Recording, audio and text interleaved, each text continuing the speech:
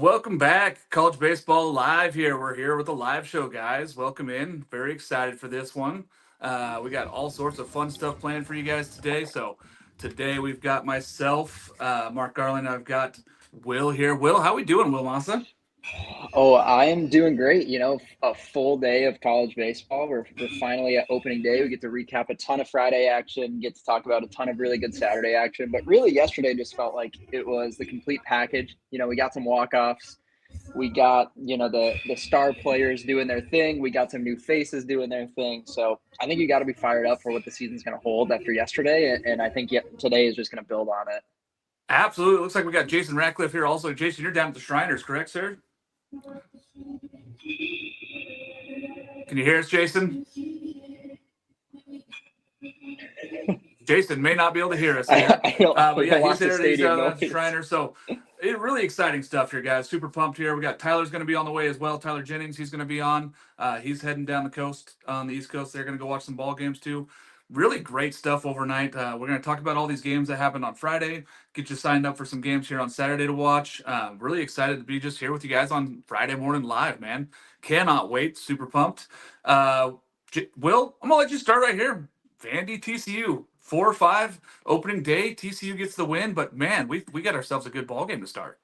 Yeah, this was super fun. We got a little bit of everything. I mean, quite honestly, it really felt like it was TCU versus Colin Barcy. I mean, he hit 3 home runs yesterday. I could not hear you, Will, if you're talking weird. Oh. Did it go mute?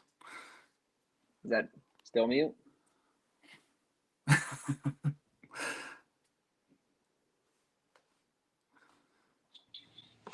How's that? Better?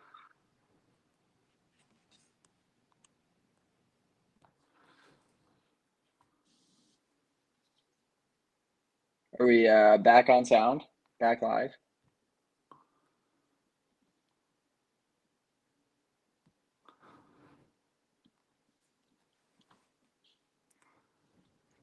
Hello? No? I can't hear anything, but maybe it's me. I don't know. But we're going to go into that one. So TCU goes out there and plays a really good game, right? They go out there and they go get that win 5-4. Pretty impressive win there for TCU. Vandy, though, I mean, Barcy hits 3 home runs totaling 1,300 feet. Where did that come from? Brody Johnson hits a solo home run, but they get their 4 runs all off of solo home runs. So really interesting to see how that one played. TCU did a little bit of everything, but, it was the freshman Franco coming out and really lighten it up. Lucas Franco did tremendous things. Hit a home run, hit a triple in that game. Was really the difference maker for TCU. Yes, Stroh hit a home run early, but it was really impressive there the whole game through. So I was impressed with what they did, but it was a lot of TCU was very impressive. Franco, the freshman, was tremendous. Will, you back with me? I'm back. We good? All good on sound? I don't know. Maybe I can't hear you. I don't know. Maybe it's me. Maybe I'll back out. All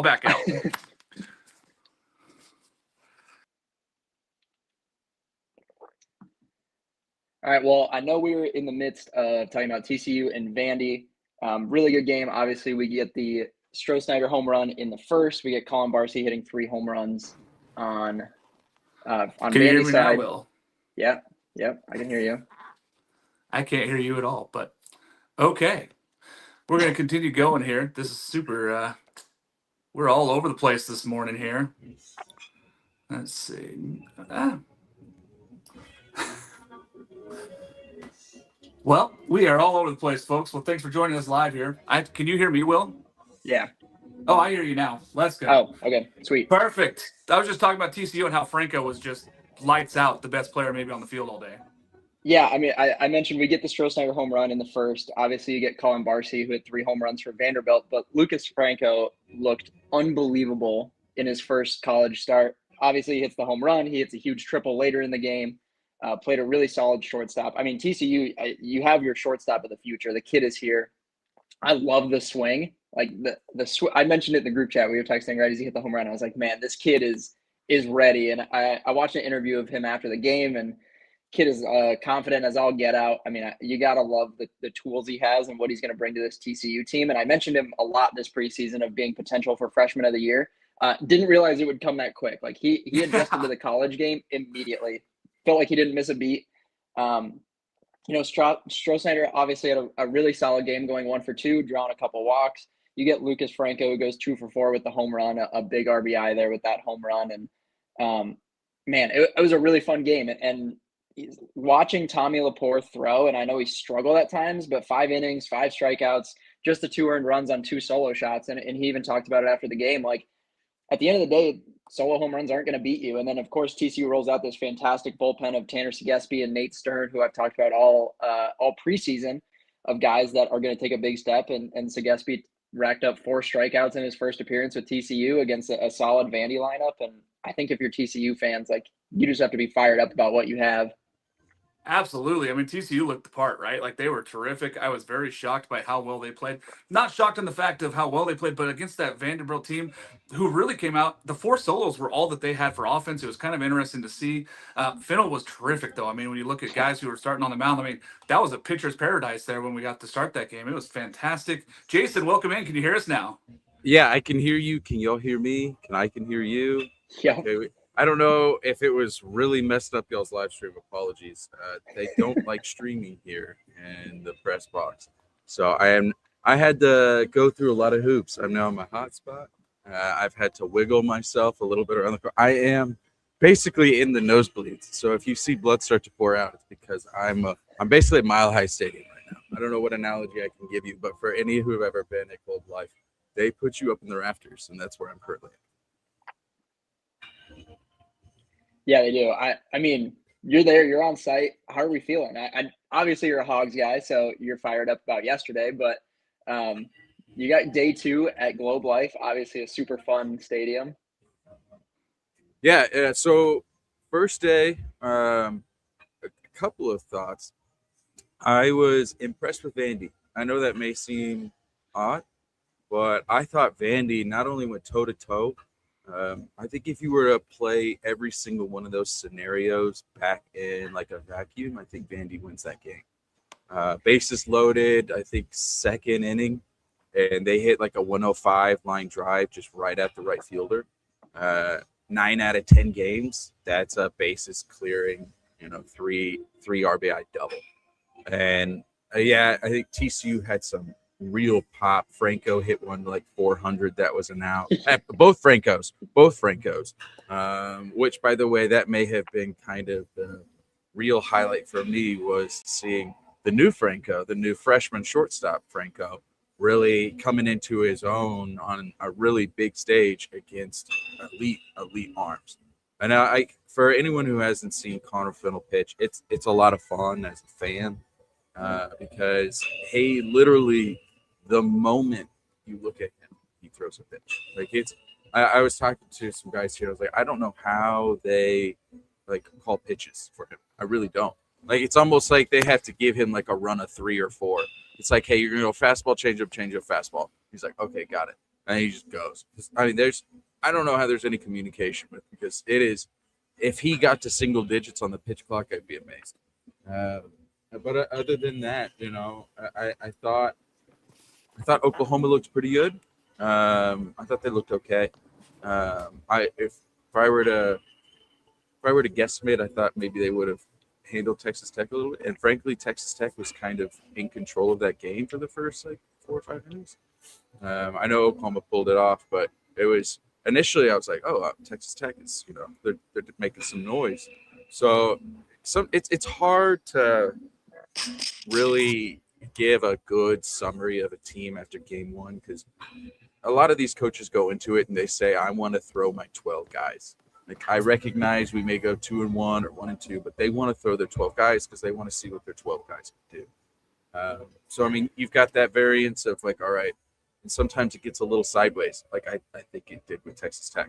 Like, I think at the end it got sideways because they started to go like, all right, let's pitch this guy who's never pitched before, our junior, who is this his first inning of his, and he gives up a grand slam. So, I mean, I think sometimes you just kind of see these box scores. You go, oh, belt to ass. They really did it. And it's not really how the game went. It was a close game, and it got out of hand because they started bringing in pitchers that they really wanted to get some time.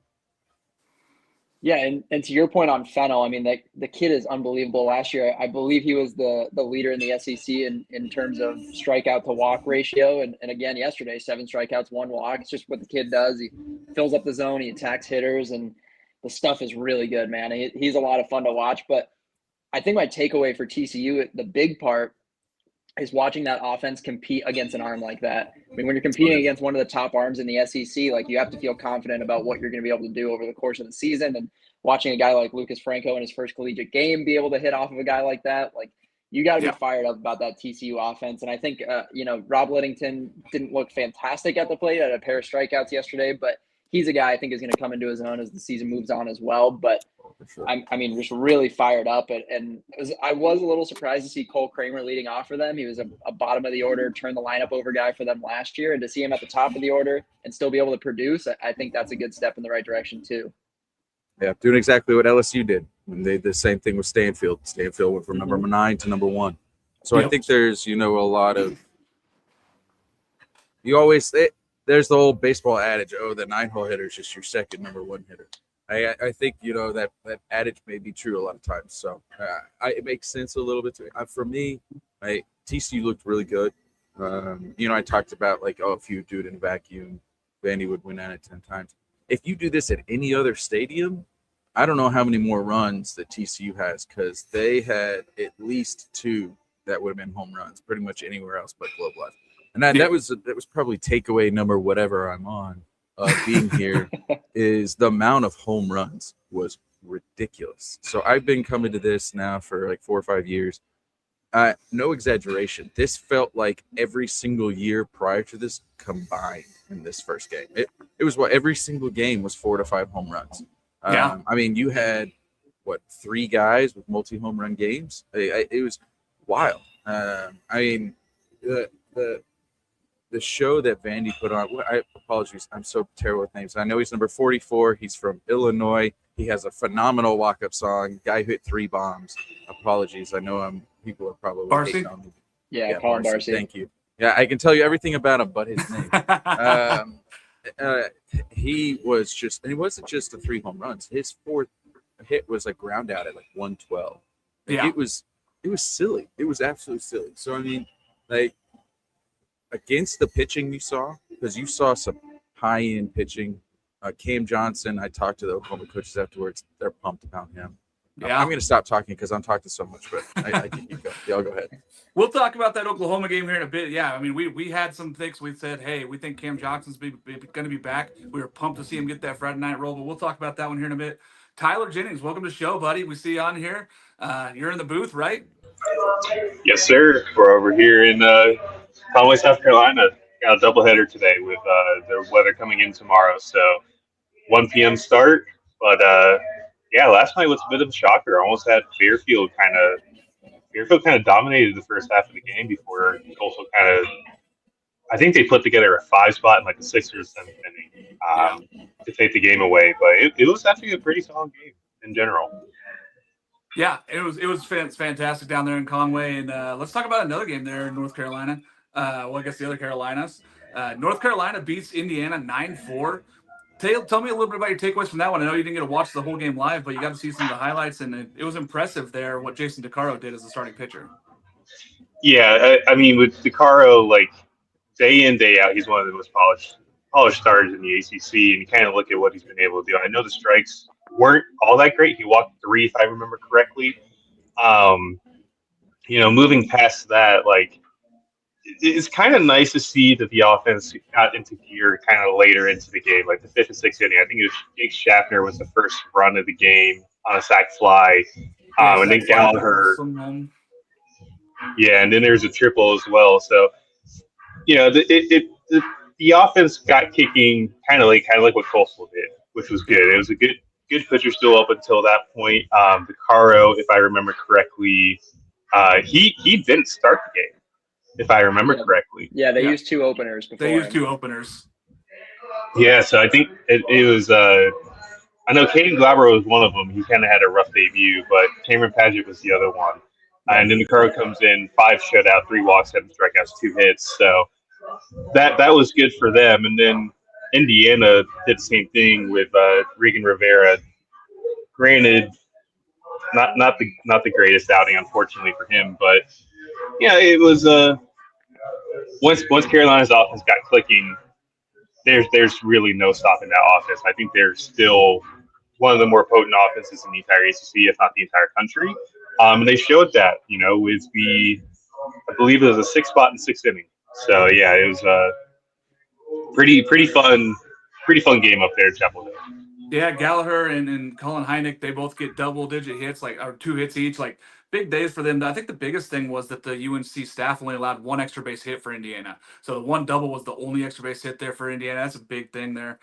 Good win there for UNC to start off the season, 9-4 there, and they got the offense rolling there with the new guys. Cooper Nicholson and Jake Schaffner are the 2 that combined for the first run. So it's good to see there for North Carolina. Will, let's move on to that UCSB Southern Miss game. I know that a lot of people probably didn't realize that this was a whole weekend series, but this is one of the best mid-major matchups in all of college baseball this whole season. We get it the first weekend. Jackson Flora was every bit of the part.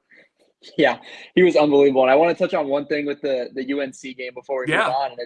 And it's Boston Flannery, a guy that really didn't throw that much last year, and coming off of a really good freshman year. It was kind of, what's his impact going to be able to be? And man, he looked pretty solid in the back end. I know a couple of walks in a couple of innings. I think that's just going to get better as the season goes on. But if you're able to use him consistently in high leverage spots, hit between him and McDuffie, you got to feel really confident that UNC staff, we've talked about it in the preseason, is probably one of the best pitching staffs in the country.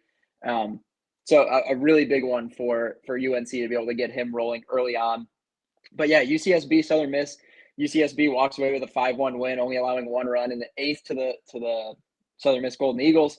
You had Colby Allen and Jackson Flora facing off. Jackson Flora looked every single bit of the best pitcher in the country right now. I mean, the fastball was up to 100, 5 punch-outs over 6 innings, just 3 hits, no runs, and no walks, which is the biggest piece. And they handed over through the bullpen, and Raymond Olivas looked really solid, and then they give it to Chase Hoover, picks up the save, a 6-out save.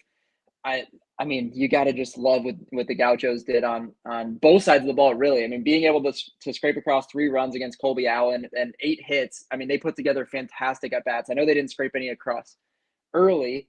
They worked out of some jams. They scored the 1 in the first, but that could have been a crooked number. I mean, man, I was really impressed with the offense. And that was really the big question we had with UCSB is, are they going to score? We know they have Jackson Flora. The pitching is going to be good because it always is. Are they going to be able to score? And they certainly did that. And they competed really well against a guy in Cross Sibley, who I've mentioned in the preseason. I thought he was going to get the ball in a start. He wasn't named in the rotation. They used him out of the bullpen, and he picks up 7 strikeouts in 4 innings, but they still end up getting 2 runs on him. Today's going to be a war. I think this whole series is going to be just an absolute war. I'm really excited for today. I really like USM to bounce back today. It's tough to beat Jackson Flora. It's going to be hard to beat him all season.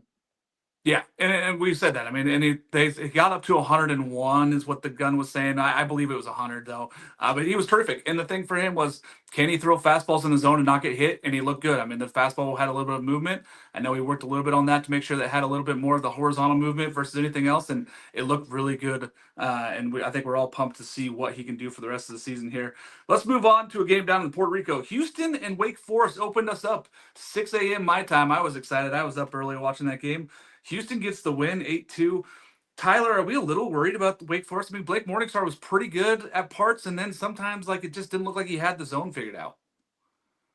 Yeah, let's say the first 2 innings looked really, really good, and then just the third inning kind of just fell apart. I remember watching some of that, and I want to say there was 1 or 2 wild pitches I saw from Morningstar that were kind of a bit worrisome. So I'm curious to see what kind of happened there. It just looked like he got out of sync a little bit with his mechanics and everything. But, this Wake Forest team, they're admittedly young. There's not a ton of experience on that lineup. You look at Cade Lewis, he's probably one of the few guys that has a ton of experience there. And I know he was playing at first base, had an error that was kind of costing that third inning too. So, I don't want to, put the full alarm on for Wake Forest just yet. It's 1 game into the season.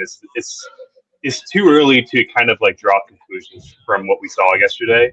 But I kind of want to see how they fared the rest of the weekend in order to kind of figure out their outlook for me. But with Houston, I think Houston personally might just be dark horse for the Big 12. That's a really, really good lineup. They have Blake Fields, who, if I remember correctly, 14th rounder from last year, wasn't unsigned.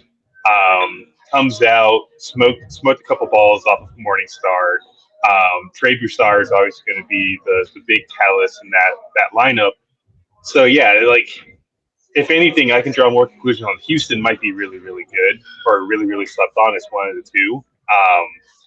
And I do again just want to see what the rest of the weekend looks for Wake Forest before I go and say like, hey, we might need something to work on here. They get Chris Lavonis today on the mound, who if you haven't seen the metrics he's been putting up on the fastball, it's been up to 100 with like 22, 24 inches of vertical ride. It's ridiculous the shapes that he's been able to get. So I'm interested to see how he fares today. Because I know right now, as he stays putting ETA to Indiana State right now. Yeah, and this is the theme of today, folks. Don't hit the panic button. It's game one. Like let's not freak out, guys. Like your team might have lost. It's not the end of the world. The world is not falling. It could happen all weekend. You can lose every game this weekend and still be okay. So don't hit the panic button yet, guys. We'll talk about some teams that we think that might be needing to revamp some stuff. But for the overall, it's one game, and you haven't been able to play live competition much since September. So don't worry about it. Don't panic. This is just game one, folks. And Will, I know you want to talk about this Houston team because you were very pumped, and we talked about them in the Big 12. You said they're sleeping on this team, as Tyler alluded to. Yeah, absolutely. And to your point, Tyler, they looked fantastic against Morningstar. They did this without Cade Clemmy. I'm not sure if he's hurt right now, but he was not in the lineup yesterday. He's going to be a big piece of that lineup when he's back. So to see them clicking like that, and sure, they caught some breaks. There was the misfire on the bunt play where they threw it over first base on just a freak college baseball thing. That's college baseball. It's going to happen.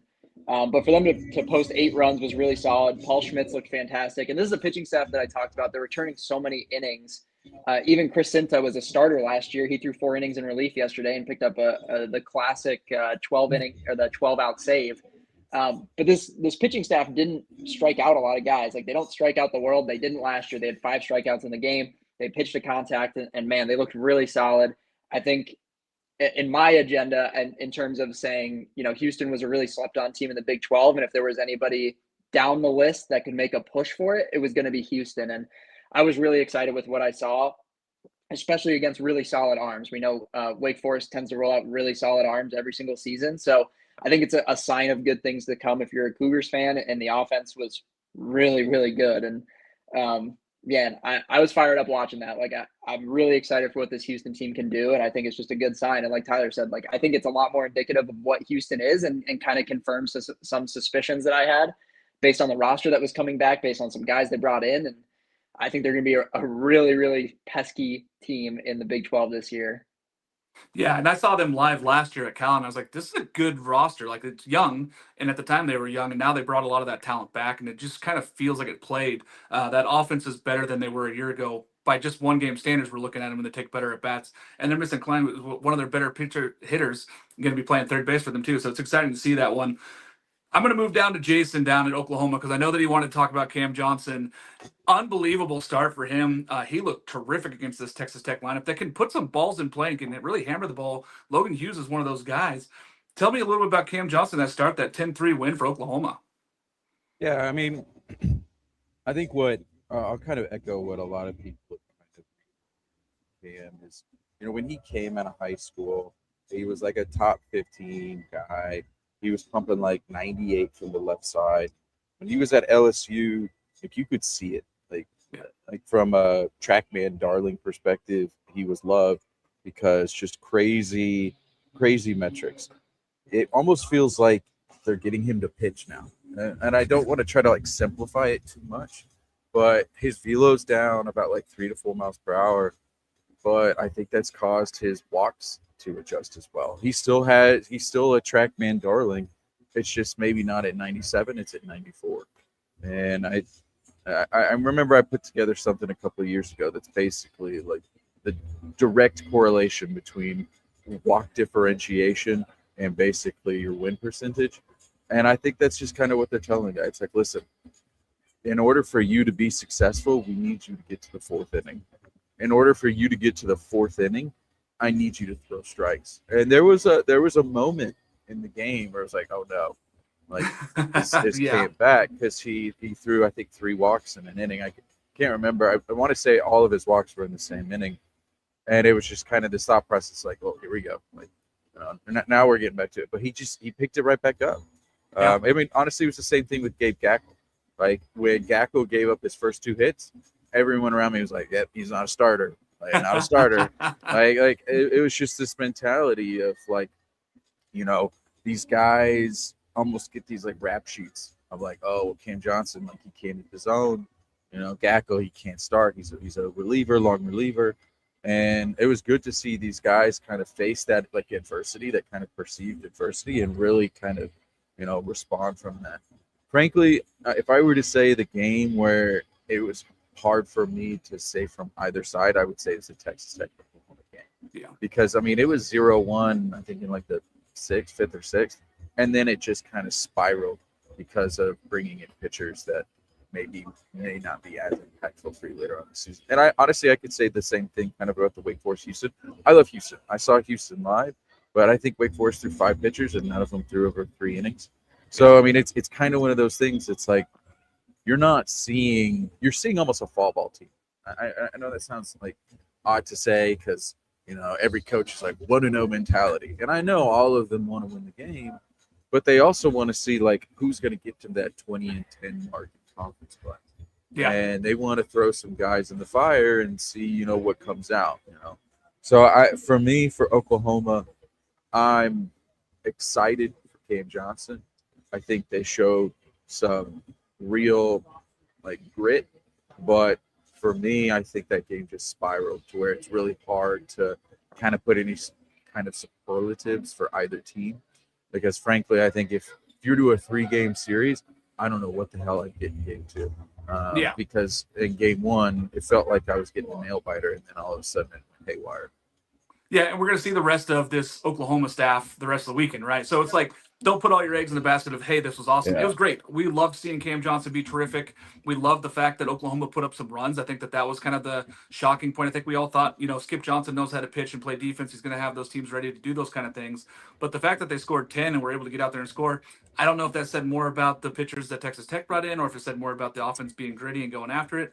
But, they were stealing bases and doing all the things that Skip Johnson wants to do to win ball games. So it was very impressive there.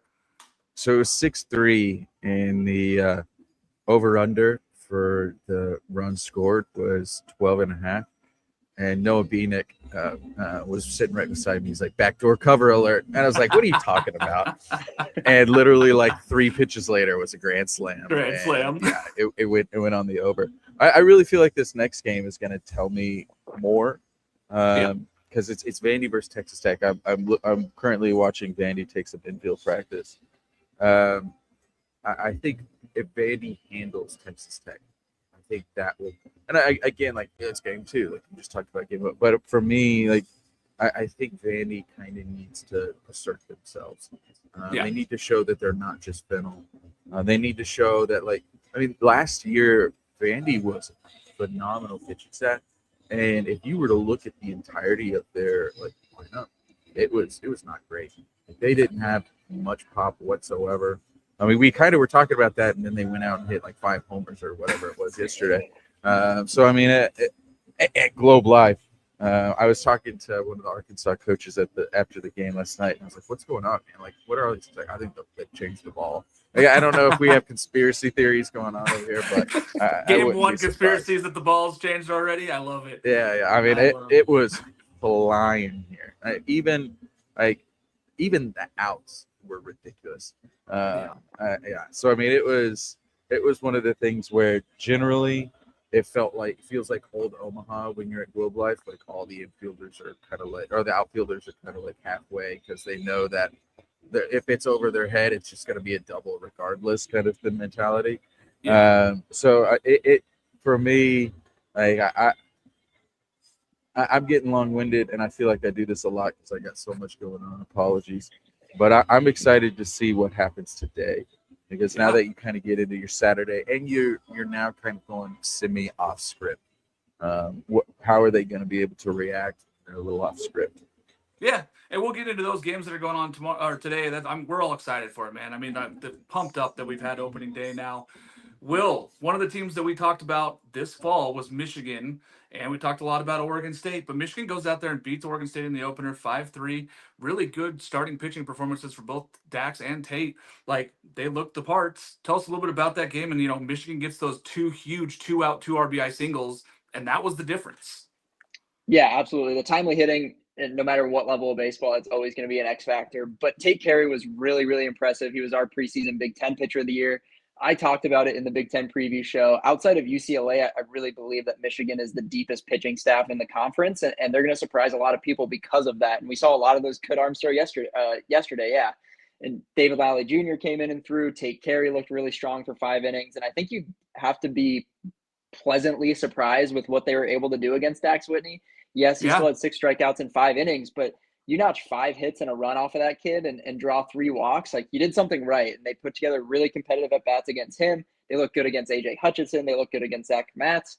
You have to be excited about Michigan baseball. And I know last year was kind of a very similar story. They went down to Puerto Rico and they won the Puerto Rico Challenge. They slid into the top 25. They looked really good early. And over the course of the season, the wheels fell off a little bit. But I was really impressed with what they were able to do, especially against Dax Whitney. Evan Hager had 3 hits and 4 RBIs for Michigan yesterday, which is absolute world beater for them. And we talked about what the question marks are with Oregon State. It's are they going to be able to score, right? And I know I don't want to overreact because it's early, but the offense looked kind of sluggish. The guys that hit, you kind of expected to. You had Easton Talt drove in a run on a double. Jacob Craig had an RBI single. So those are the guys that you are always going to expect to hit. But it's what do we have after that to be able to go out and win ball games? Because you can't win every game 2-1, right? Even though you have Dax Whitney and you have Ethan Kleinschmidt and you got Hutchinson in the back end and guys like Wyatt Queen and Eric Segura, like we always talk about, this pitching staff is loaded. But again, you can't go out and win every game 2-1, right? It's college baseball. People are going to be able to score runs regardless of who's on the mound. We saw it yesterday with UW Milwaukee. Putting together a lot of really good at-bats and runs against Case and Evans, which was a surprise. And it's going to happen. But, man, I was really impressed with Michigan yesterday. And I think Oregon State we're going to get into the game today, but I think they're going to be due for a bounce back. But definitely still some questions on offense. Like, I think we need to see a big turnaround for them, especially at the plate. Yeah, and they had some things going right. Like we talked about, Easton Tall, one of our favorites, played great defense. He hit a ball 110 mile an hour with bases loaded that ended up being caught by the shortstop. If that goes 5 feet either direction, it drives home 2. Oregon State takes a big lead, and we don't know if Michigan can bounce back from that one. So, again, terrific baseball there. We saw the guys. One thing I was surprised about not surprised about that I talked about a lot this offseason was Bryce Hubbard, the Mississippi State transfer catcher. He played a little bit of DH yesterday. He hit great. I mean, he had 2 smoked balls for singles, hit another one hard. That was a fly out. Like, I think that they'll figure themselves out. I think that Mitch Canham's going to put some guys in the lineup and kind of rotate that through and kind of see who's going to get the best opportunity. But I'm not too worried about Oregon State. I think the offense will find itself. Again, pitching, it's early, but it was surprising there to see Dax. Like, he did dominate a couple innings, and then other innings he was kind of hit around. The walks are there. And I think the biggest step was the bullpen giving up those 2 huge RBI two-run shots. I didn't think that was going to happen, but it did. So, Tyler, I'm going to jump to you there with the news we have on Tyler Bell. We heard that he might be out indefinitely. We don't know what that means. Big win for Kentucky. Bad news if their shortstop's out for any amount of time. Yeah, let's say Kyler McDaniel was the first one to put it out there just recently. We were talking to Kentucky sources that he was being evaluated last night, but essentially, long story short, he was diving for a ball up during the first win last night against Greensboro. And he came up favoring the shoulder a little bit as he was coming off the field. So I kind of wonder if there's like a dislocation or something like that. Because we saw another play yesterday, like Jackson Miller in the first game for Wake Forest. Dove for a ball in the third and immediately favored his shoulder. I think he was left when he went to make the catch. So, it's going to be brutal for Kentucky for him being out indefinitely. There's obviously not going to be a timeline with that kind of news. Just hoping for the best that Gabe's healthy is maybe fine.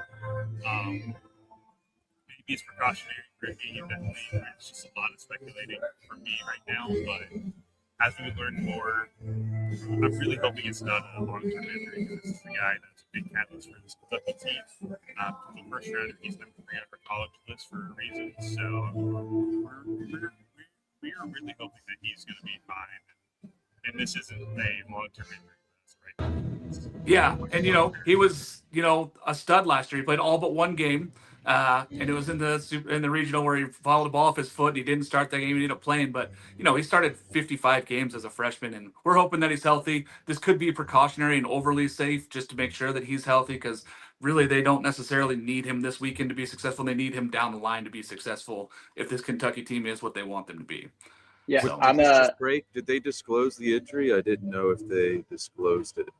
they haven't said anything yet. It's just, yeah. I heard something potentially. I don't want to talk about rumors, but I think he may be out a little bit longer. If I were to guess, check what we said. Yeah, I'm sure we'll get more clarity on what the injury is, but if anything,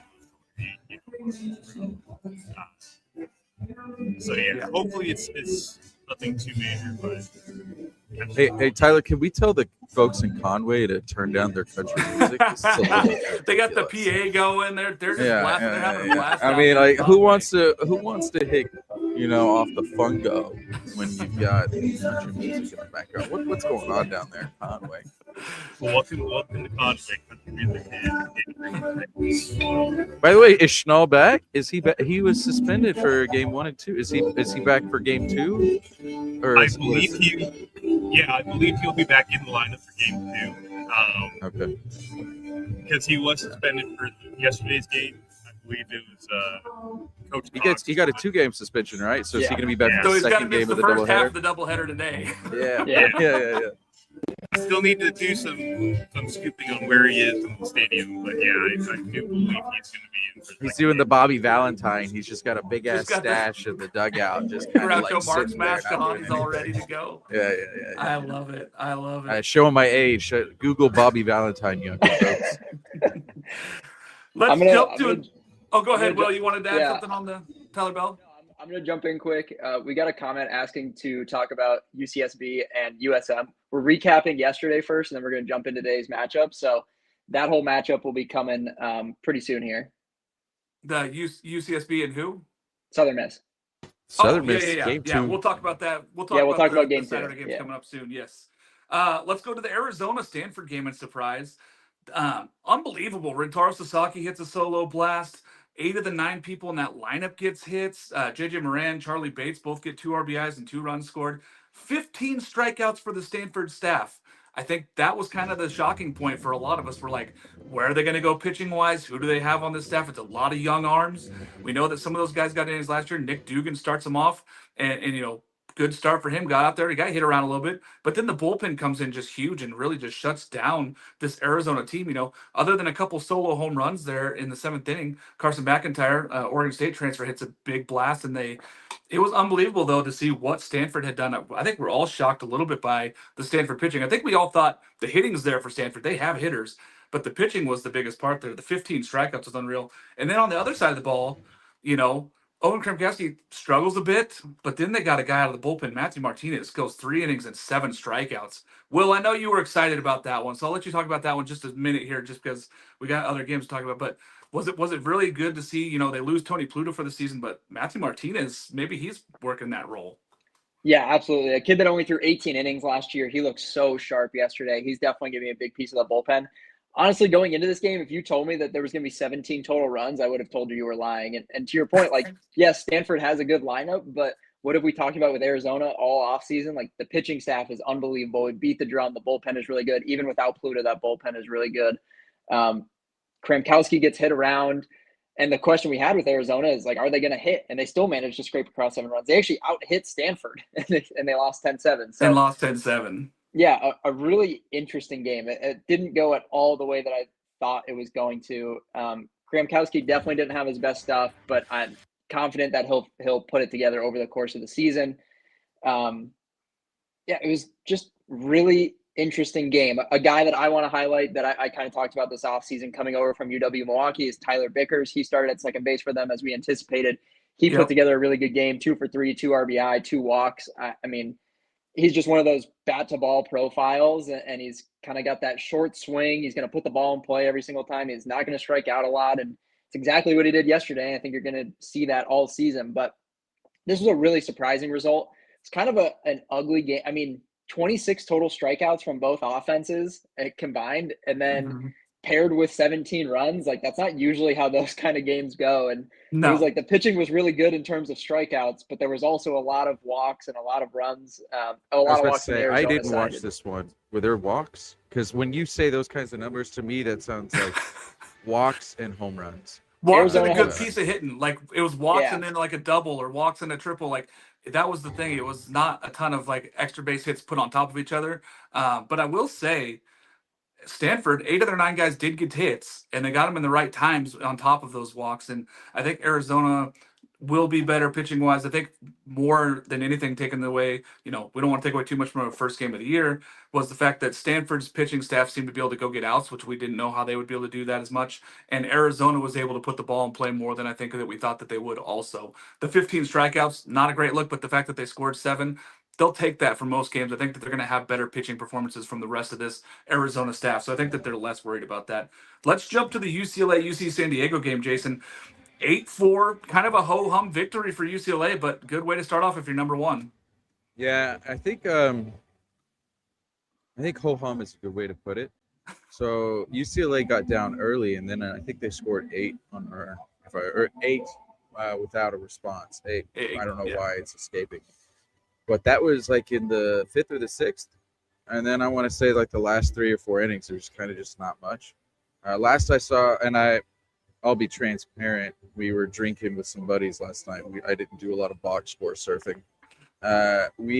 Last I saw, I think Chalowski was like 0 for 2, and that was like in the 6th or the 7th. So I think if you're UCLA, you're like, hey, that's great, we won. It was interesting. I saw Logan Redeman was the guy who was the Friday night starter for UCLA, which was I heard a ton of great things about him. So it doesn't surprise me, but I thought he would maybe be like the set. It was surprising to see him like jump all the way up to the Friday night guy. But I mean, if you're UCLA, I think Gasparino, last I saw, he was 0 for 2. I'm kind of doing this off of memory. Sorry, it's a little harder because I didn't really take any notes and I'm away from my computer. So if I'm wrong, please feel free to correct me. But if I'm looking at that game, I don't see like a number 1 team in that box score. I'm not saying that they're not the number 1 team. I'm just saying like that didn't look like the number 1 team. They were out hit by UC San Diego. Big number there was Peyton Brennan. He goes 2 for 4 with 4 RBI. I think that was the big takeaway if you're looking at an offensive performer there for UCLA, where they really did well. But Logan Redeman, 5 innings pitched, 5 hits, 3 earned runs. He wasn't terrific, but he got 6 strikeouts. He's good enough.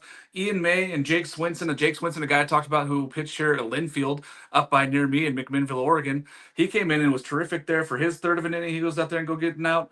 Easton Hawk was good. So I think that for UCLA, maybe it's not blowing people away as the number 1 team, but they took care of business and got the win, and that's kind of all that matters early in these games, is kind of figuring out what you got and then going from there. But again, they were out hit by UC San Diego, so maybe we see more.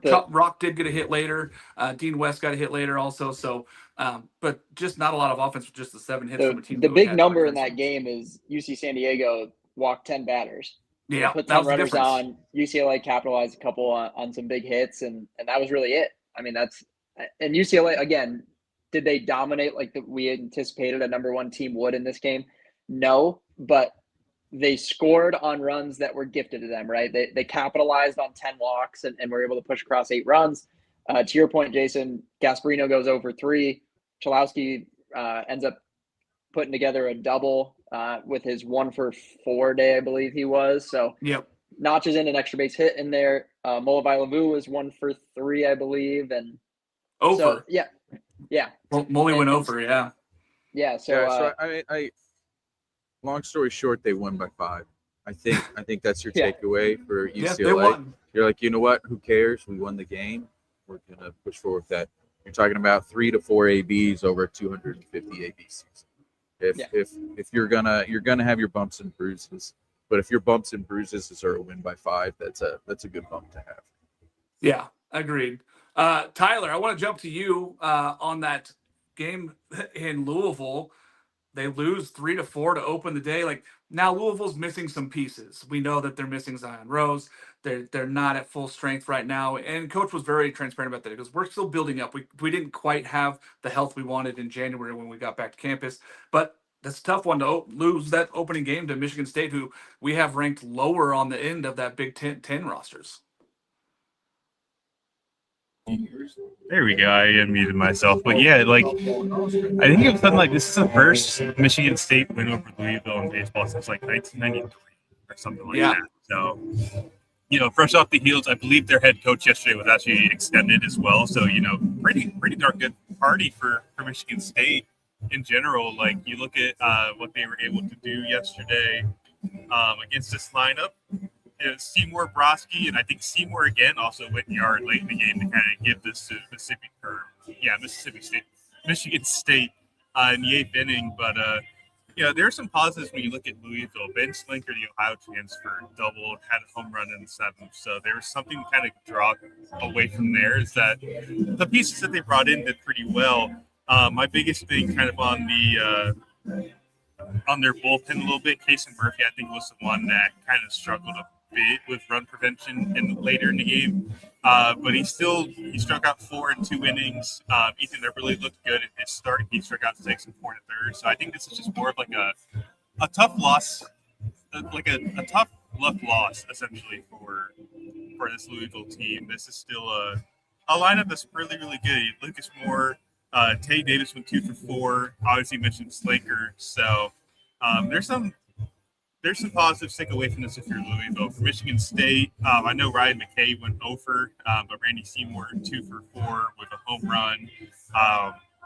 Adam Brodsky was the other big catalyst in that lineup. So if I'm Michigan State, I take this as a win. This is their first top 10 win in quite a while. Take it where you can get. If they win the series today, that'd be a huge, huge shift in the rankings. But I know Louisville's got Jake Bean going today. It's going to be interesting to see how they bounce back with that. And I'm excited to see if Slanker continues his hot start here for Louisville coming out of the gates here. Yeah, it'll be interesting to see. I think that we're keeping our eye on a lot of these higher-ranked teams that lost. Like, one of the key points we'll talk about later is that Oregon State and Arizona are going to play each other later today. And one of those teams is going to start 0-2. Again, not that it's the end of the world to lose on the weekend, but, tough when you're starting off there and when you don't have a huge room for error like both of those teams as far as their chances of being host teams. You got to win a lot of baseball games. I have Oregon State having to win 46 baseball games. That's losing only 10 throughout the season. So if they start off 0-2, that's a tough start there if you want to be a host team. But interesting, I'm going to look at another one here. Grand Canyon wins 10-0 over Northeastern. Really kind of just a shocker that it was so big of a gap there. Grand Canyon really did really well. Held Northeastern only 4 hits on the day. Crazy. Dominic Chacon goes 2 for 2 with 3 runs and RBI. Cannon Perry hits a home run, 3 RBIs. But the big thing was Garrett Ahern going 5 innings and 3 hits only, and 5 strikeouts and no walks. Big for Grand Canyon there. Switching to another team in the Mountain West, Washington State goes down to Alabama and beats them 8-4. Ryan Schaum's in Alabama. This isn't like Sunrise, Arizona. In Alabama. This is at home for Alabama. For me, this was the most impressive win, but continue. Yeah, I mean, the 2-run blast there from Ryan Schaumsby, a home run from Max Hartman, and then a Priest double, and they take the lead 7-1 in the 5th. Max Hartman goes 3 for 3 with 3 runs, 2 RBIs, a double, and a home run. Like, that was the guy that we had higher on draft boards last year, and just he kind of fizzled out at the end of the season for Washington State. Seems like he's back in his realm of things, and he could be a 350 hitter for them. I think the biggest difference was, Justin LeBron hits a home run in the 9th. Alabama was kind of stymied. I know, Jason, you want to talk a little bit about that? It was just shocking to see Washington State beat them from the start of the game. Yeah, I mean, for me, like a lot of these games, sometimes it's a crapshoot, and I'll just keep saying that because it is what it is. You're in a neutral site. Like, I'm basically staring at about 15,000 empty seats. Like, it's just kind of odd environment sometimes. A lot of these teams, they want to get further south because they don't want to be playing in like 30-degree weather. So usually it's just kind of odd environments. This was Bama at home, like with their season ready to go, and they had a great portal class. Everyone's all high on LeBron. I mean, I watched Washington State's probably best player last year here playing for Vandy Yeah, yesterday. Logan Johnston. Yeah, so I mean, like, I came away with that absurdly impressed with Washington State. Yeah, Because hats off to Nathan sometimes, Choate, right? Like that was a big yeah, win to go down exactly. there. You get these games where it's 0-1, 1-1, and the team kind of pulls away. Like they kind of took that from the jump. That was theirs. And then I feel like the only things I saw on Twitter was, some like draft guys being like, look at this home run by LeBron. It's like, guys, that was the game was completely done. And this was more just like, almost like a batting practice swing. It's like, I mean, yeah, it was great, but I don't. So for me, like this was one of the things where I didn't hear a lot of. I think you heard the Houston's, which was very obvious because it happened. It was the very first game, so everyone was kind of jumping on it. But if I were to look through every single score, and I would say like which one super surprised me, like it doesn't surprise me to see Houston win. I think they're good. It doesn't surprise me that they played in Puerto Rico, and because Wake Forest pitched like half of their arms. So like all of those kind of formulas generally equate to chaos. You don't usually see chaos from game one at home. I mean, I think Arkansas played Washington State either last year or the year before in Fayetteville. Yep. And they also Washington State took it to them to extras to lose. Yeah.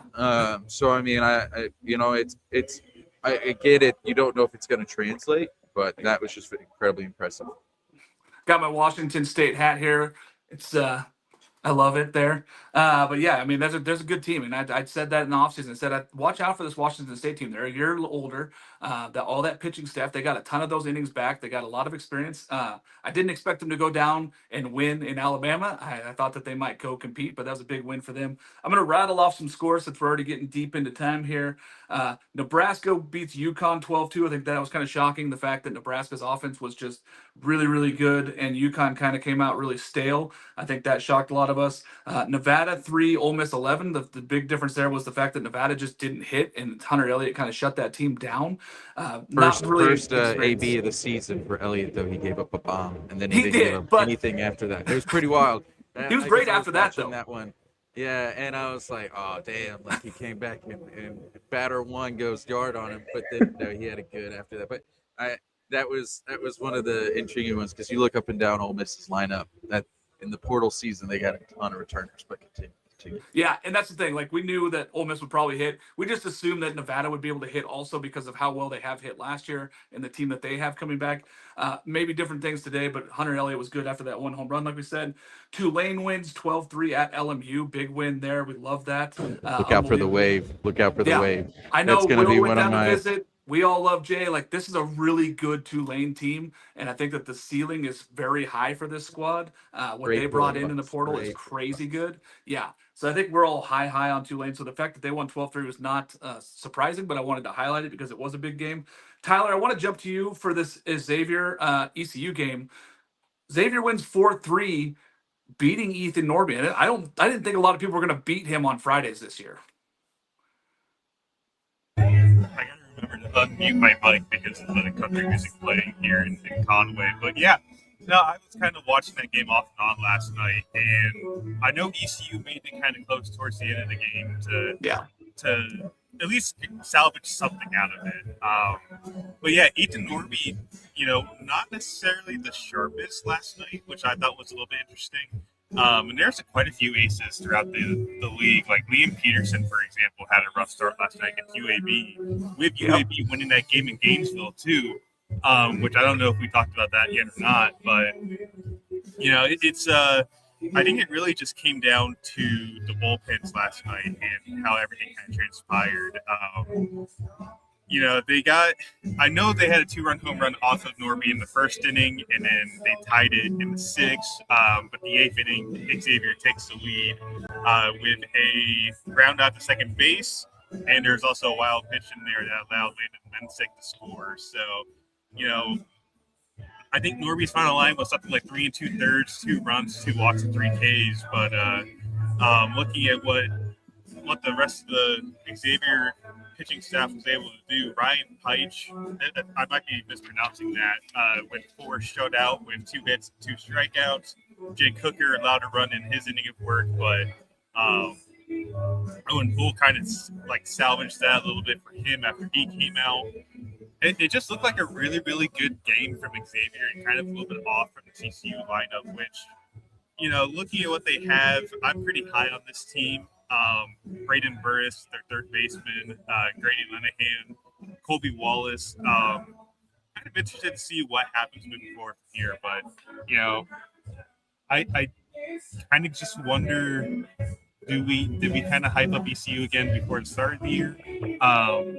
We'll see. They've got, I think, Gavin Van Kempen going to go today. I know they have like two really good 6'7" right-handers after Ethan Norby, who's like 5'9", 5'10". So it's really interesting the height dynamic they have in that rotation. I'm interested to see how they bounce back today in Greenville. Yeah, it'll be interesting. I think that we were all over the board for our voters for where we had them. I know I was harsh on them. I was like, they don't have anything outside Norby. And then everybody's like, they got some guys. I'm like, I want to see it. I don't believe that this ECU team is what we had them as a couple years ago. So I think that we're going to have to see some more improvement there. But big win for Xavier. We know that they're a good team. We've talked about them before in the past, that they probably should have been in the tournament last year as one of the three Big East teams that should have been in. And we like what they have as a pitching staff. Now, offensively, they're going to have to figure some stuff out to be able to score more runs. But a big win for them to start off on the road at ECU.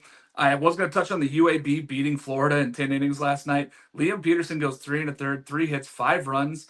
Only 10 hits total for the Gators in 10 innings. 3 of those came from Lawson, which I mentioned, like, we all know he's going to be a stud, and I kept saying in the offseason, I don't know where they're going to get more offense from. Kyle Jones was also good for them, but some of those other big-time players really didn't step up and get any big hits that they needed to against this UAB team. But Jones gets the 2 for 5, 2 RBIs. Again, Lawson has the 3 hits.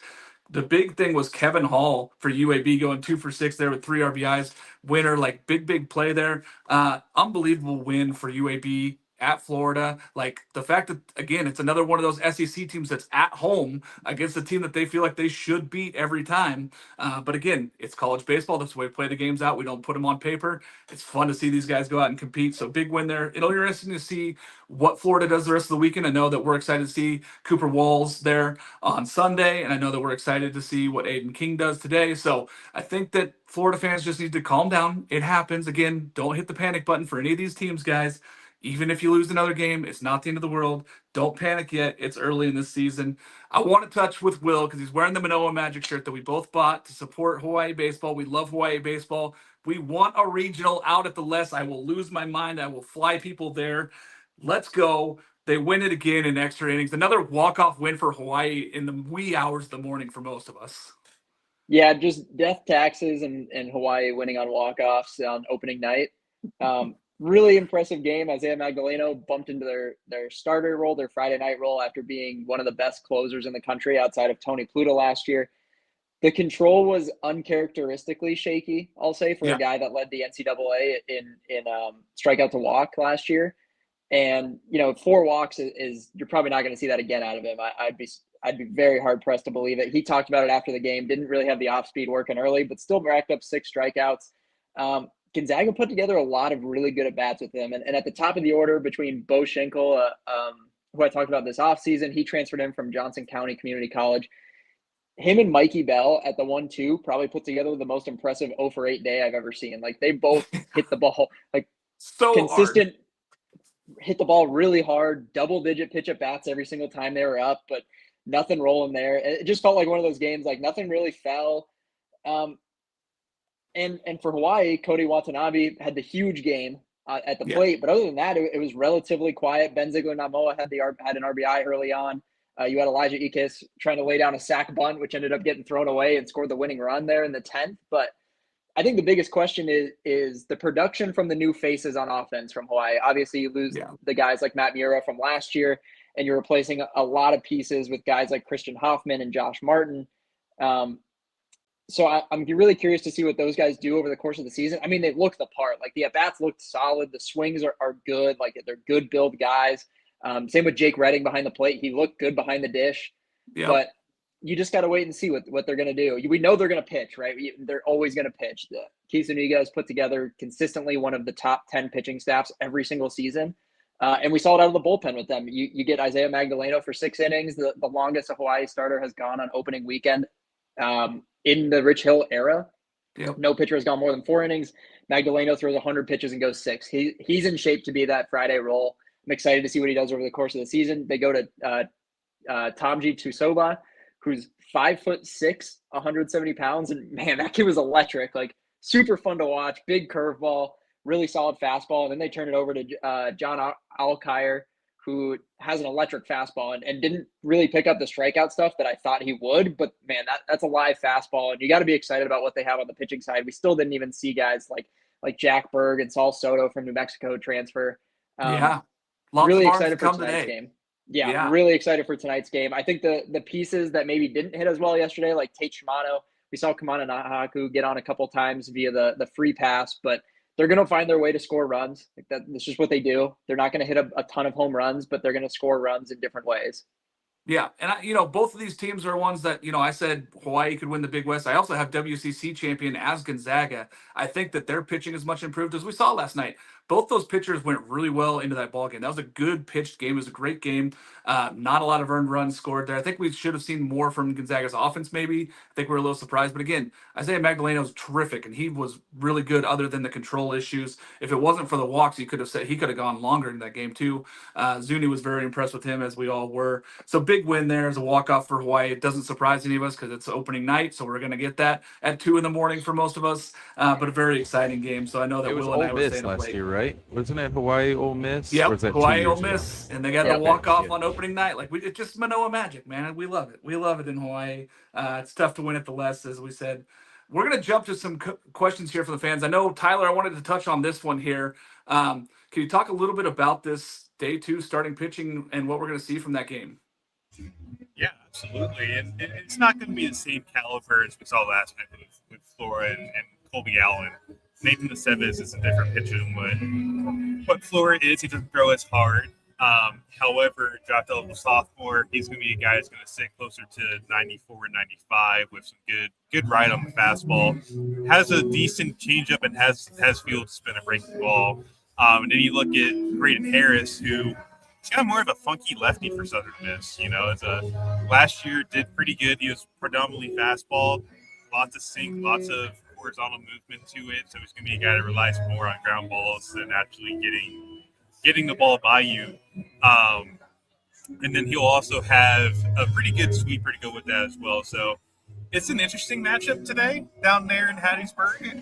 Not the same kind of caliber as what we saw from Flora last night, who, I know Will talked about it earlier, but that was so fun to watch. And I'm going back through the data and watching the film again later today just to have some fun, to investigate and see where Flora kind of ranks in our rankings here soon. But today's is not going to be no slouch either.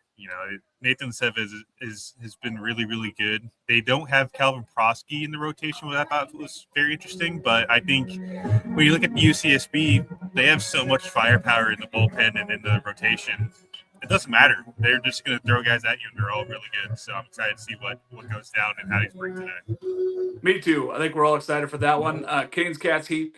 I will tell you that I watched Miami. You know that I'm a Miami stan. And my guy Alex Sosa hits for his first home run for Miami last night. Jake Ogden was also terrific. So, I'm huge on Miami. I sat down and watched them. So don't worry. But I will be watching them also Tuesday against UCF, as we are excited about that one there as well. So stick the knife in and turn it. Why don't you turn it? Big win for Miami and Alex Sosa there. Well, you're talking to NC State legend over here, Mr. I Tyler. know. Yeah. But I had to say it. I mean, it's just, I love Alex Sosa. I've been a big fan of his since, him at NC State, meeting him, and then just a terrific young man, and going home and getting that home run for Miami had to feel great for him. I know he was excited last night, and he liked our comments talking about him. So I just wanted to touch base on that because that is important when you go out there and succeed. Andy just took the field. Hopefully, Flow Sports does it. We're already taking the field. Let's go. I mean, we're getting ready for Andy games. just took the field. They just handed the ball out. So I could call the first pitch. Yeah. Let's jump into some real quick ones here. Who was the team that looked really good for you guys? You know what? I'll start with you, Jason, since you're watching the game. Who looked really good last night for you? Really good for me, and I'm gonna sound like a little, fanboy here, but I'm gonna say Arkansas. Yeah, I had them on my list too. But I'm just gonna say it. Power basically throughout the entirety of the lineup. Robinette, I mean, this is Globe Life. There's going to be some hits where everyone looks at it like, that'd be gone everywhere. Like, how far would that be at Lindsey Nelson? That's just sometimes how it is here at Globe Life, because it's 410 to right center field, which is just kind of nuts. So, like, Robinette hit one 405. That was an F8, and that was with the bases loaded. But by the way, Grand Slam-a-thon last night. Like, what the hell? You had Kentucky, I think, USF or UCF, one of the Floridas, apologies, 3 from Baylor. I mean, it was like it was like one guy. Oh, yeah. Like, absolutely phenomenal. But going back to who I think looked good, I'm going to say Arkansas. I like it. Him and Miles Bailey, they're like, we don't need to see 2 pitches. First pitch of the season for both guys, they go yak. So he had an error on a throw, but I think he was just trying to look fun and like fancy. It was one of those drop third strikes, and he kind of did a little dipsy do out in front of the plate and trying to get rid of it. So I mean, he had one botch, but he also threw out a runner. Like if I was talking pretty aggressively with the Cape guy, actually at ABCA's. I was like, I don't know how good of a defensive catcher right off for kids. He looked pretty good up there. So combining that with the hitting, Mike Anu, yard over the 410. So Oppo like 425. Some other times he looked a little shaky. Lots of strikeouts. 3 strikeouts, Dave mentioned but 2 that. hits. Well, one of the hits was like a nubber. Yeah. It should have been called an error. Like, let's be real. It should have been a 6-3 put out to probably end the inning. It would have been a hard play, but I would say, short for Viola. I can't remember who plays short for Oklahoma State. I think they would basically both say, like, yeah, I should have made that. It was good to see Gackle turn around because, the first 2 guys put on barrels on him. So it was good to see him, like, not collapse. First pitch today is at 11:07. First pitch at 11:07. It is 66 degrees and raining in Arlington. Really, really good. 74 so I think at clear the end of the day, the nice thing you can say about Arkansas is you could probably list like 8 guys and say, like, they had a good game or they showed out. Even freaking Kahio Aloy in right field. I don't know if you all have been seeing the reports coming out of Fayetteville, but it's not been good in terms of catching fly balls for him. I think he dropped 4 fly balls in their last intra-squad scrimmages. So I as an Arkansas fan, apologies. Looks like we got a double right off the rip, maybe an error. I'm not sure. We'll see. As an Arkansas fan, like I'm excited to see it. But when he caught that first fly ball, I went nuts in the press box. What's going on? I was like, he caught the ball. It was happy for him. I love that. I love Arkansas did look great last night. Tyler, who looked good for you yesterday?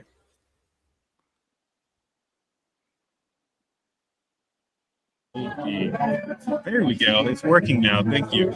I will say, like, Fairfield yesterday, again, I mentioned it earlier, they kind of shocked me a little bit. They get 2 home runs in the first off Camp Fluky, which were on fastballs on the other half, which I thought was pretty impressive. Like, Luke Nomura kind of just poked his bat out there and it went flying to the right field fence. But Matt Buchero's home run cleared the entire 20-foot wall in center field. It cleared it by a solid 40 feet.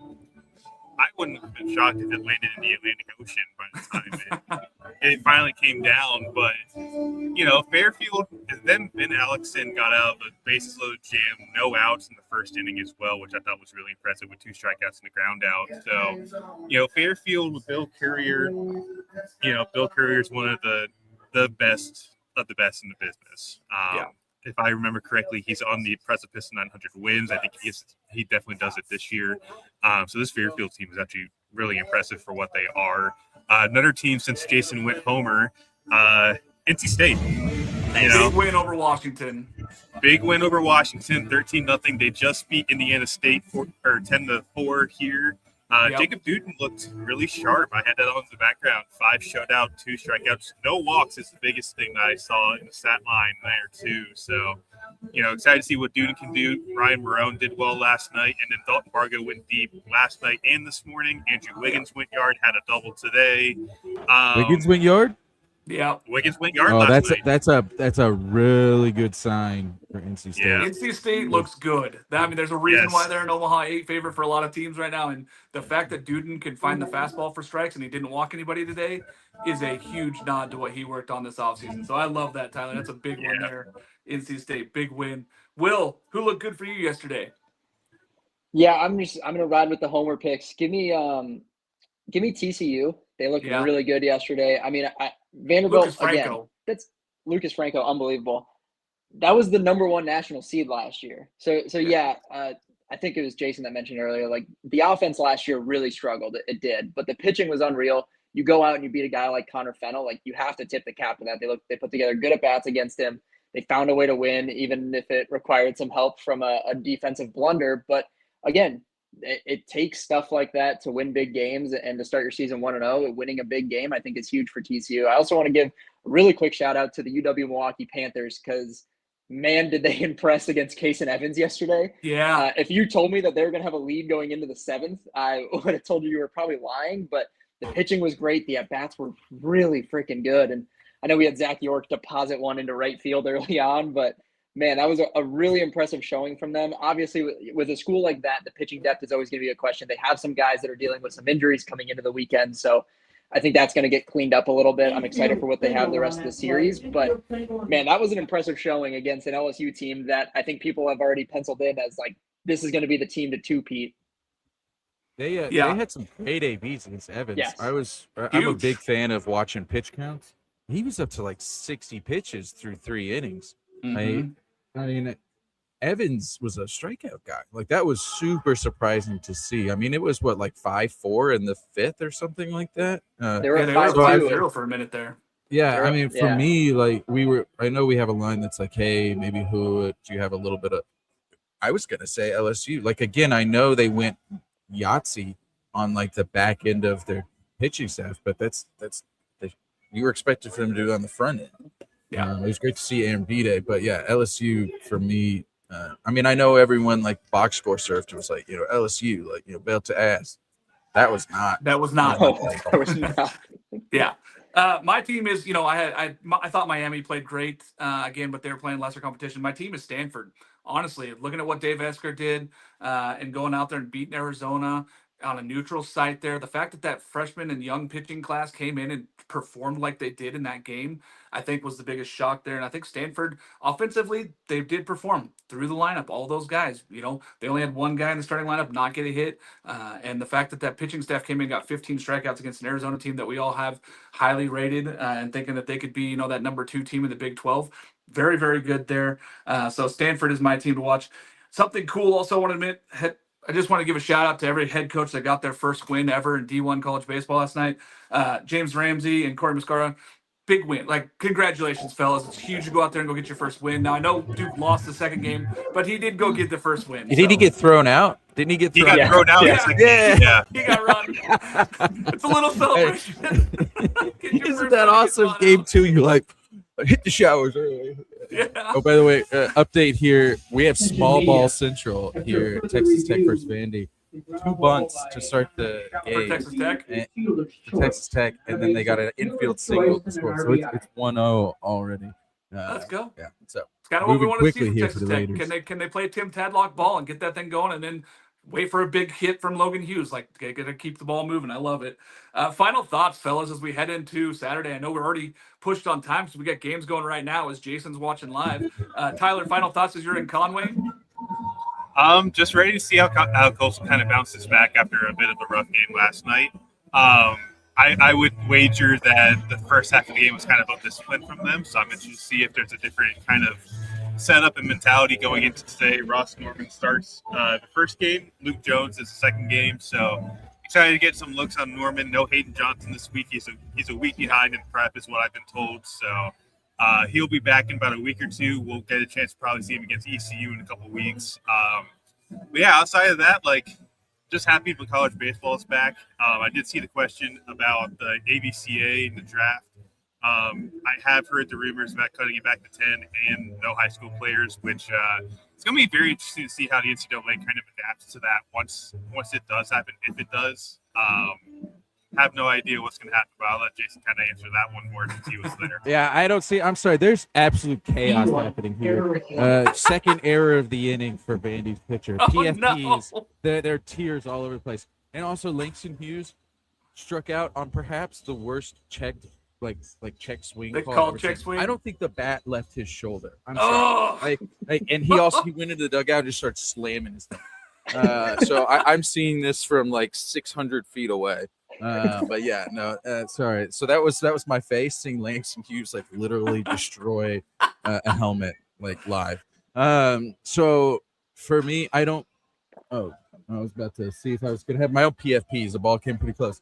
I don't see that happening because if there's anything we've seen in this sport, the moment you try to make it to where one individual can't make money, you're gonna get sued. And so if they try to make it to where high school players can't make money, they're going to get sued. I just don't see how that's going to happen. So, I mean, for me, no. If it happens, if I'm a JUCO coach, crazy. Yeah. Because now for a lot of those guys, I'm probably the best option. You're going to get a ton of starting freshmen. Be a Bryce Harper. Be a Bryce Harper. Go there for a 1 year and then scoot, instead of going to college and being there for 3 years. So I don't think it's going to have the impact they would think. So I think everyone's going to find a loophole. I think someone's going to get sued. So I just don't see that. You're going to go from 40 to 10 in what? I guess 7 years? Because it was 40 rounds in 2019, right? Yeah. So I just don't see how you can go from 40 to 10 that quickly. I get it. There's still a feel of the minors. It sucks for the kids who are in the minors. I've been talking with some coaches. Mark, you were up beside us at ABCA. Everything that's going on in college basketball feels like it's 10x the ammunition. Baseball. Baylor's center. Apologies. I am horrible with names. He was drafted. He was in the G League, but because they said he never played college, he could have 4 years of eligibility, which is wild. That's every single high school kid that goes pro. And not only that, but they get paid a lot less than that guy did, and they're in a lot worse situations. So like if you were to apples it, you're like, holy shit. Like think about the number of people that right now are reaching out to their agents, reaching out to whomever, be like, let me see if I can play, because I'm 21. I'm still riding the pine in single A ball. I never played any college baseball. Can I go to LSU and make $250K? Like, that's what I'd be doing. It's going to be interesting to see the least. I mean, I know that we're going to have the CBA coming up, and maybe there's a lockout in 27, and it's all college baseball for us, which would be insane as we're looking at the rosters and seeing what happens there without a draft year. But, time will tell. For now, we're just into college baseball. We're happy that we're playing college baseball on a weekend, and we're finally getting going. Will, what did you want to throw out there for last thoughts here as we go into the Saturday? I'm just really curious on the Oregon State bounce back. Want to see if they can compete at a higher level today. They've got Arizona. They're gonna have their hands full with Smith Bailey. So Ethan Kleinschmidt versus Smith Bailey is appointment viewing, guys. Yeah. They're gonna have to put together some really good at bats to beat that kid. I'll tell you right now. Even if when he does allow runs, he's not gonna give up free bases. So I think they're gonna have to put together some really competitive at bats to walk away with a win. And if you're Oregon State, especially without the conference and everything, it feels like you kind of got to get this one. Yeah, I said 46 wins, Will, and I know I talked about it a lot in the offseason. That's only a room for 10 losses. Now, maybe that number changes if some of these teams on their roster go up in RPI. But right now, it doesn't look like the strongest schedule. So I think they're going to have to go out there and go get some wins. Again, thanks, folks, for tuning in, asking the questions. Message us over the weekend. Let us know your questions, guys. We got the live show for Top 25 on Mondays. We're going to keep doing the spaces on Thursdays. Come join us for those live spaces on Thursday nights, 8 p.m. Eastern time. We're going to get set up for the weekend. And then the Saturday morning live show. We're going to be with you guys live every single week. We got guys going all over the place. Cannot wait. Thanks for joining us again. For Will, we got a Barcy AB. Is he going to hit another 110 mile per hour exit velo? So You better get going and watch if your it then, Jason. outro takes another 15 seconds, I can maybe tell you or not if he's still on his crazy streak. If he continues to hit the ball as hard as anybody could ever hit the ball, Yeah. he's been on fire. It's and the fact is, really, he wasn't on anybody's top list to be like this guy that's going to go out there and hit that. So I think that was the biggest shock. He's a good ball player. We all thought he's a good ball player. Not what he did yesterday. We didn't think 3 home runs over 1,300 feet of home runs collectively. Like, unbelievable performance there. So, he got a single, but it was a flare. 85 off the bat. okay, well, the 110 mile an hour speed So is down. he's terrible. So He's terrible. On that just call note, tune in, go watch all the college baseball this weekend. Thanks for joining us, guys. We'll be back all week.